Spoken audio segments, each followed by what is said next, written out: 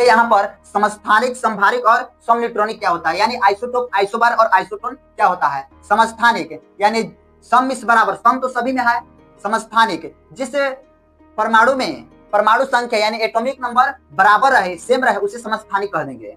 समभारिक जिस परमाणु का परमाणु भार समान रहे उसे समभारिक कह देंगे। जिस परमाणु में न्यूट्रॉन की संख्या समान रहे उसे समन्यूट्रॉनिक कह देंगे।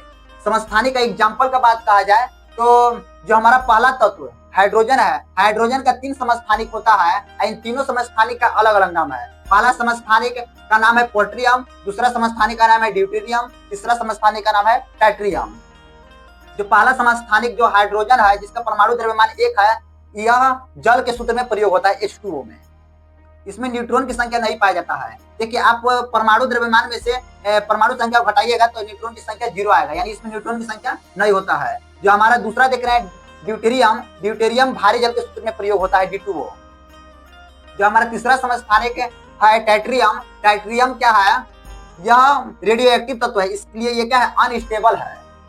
दूसरा एग्जाम्पल का बात कहा जाए तो हमारा एक कार्बन होता है 12, एक कार्बन होता है 14। कार्बन 12 और कार्बन 14 सभी जीव जंतुओं में समान अनुपात में पाया जाता है, लेकिन कार्बन 14 का हम लोग इस्तेमाल करते हैं जितने भी कार्बनिक पदार्थ होते हैं उनका आयु ज्ञात करने में कार्बन 14 का प्रयोग करते हैं। यूरेनियम 235 होता है, यूरेनियम 237 होता है। यूरेनियम 235 का प्रयोग करते हैं बम बारूद और ईंधन के रूप में करते हैं। यूरेनियम 237 का प्रयोग हम लोग कर लेते हैं किसी भी पत्थर है, कोई भी पत्थर है, उसका आयु ज्ञात करने में 237 का प्रयोग कर लेते हैं यूरेनियम।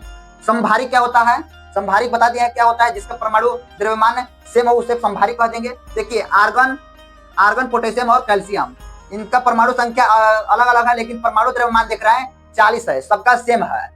देखिए कार्बन 14 का परमाणु भार यहाँ पर 14 है, न्यूट्रॉन का परमाणु भार क्या है, अरे यहाँ पर नाइट्रोजन का परमाणु भार भी 14 है, यानी इसमें भी दोनों का परमाणु भार सेम है।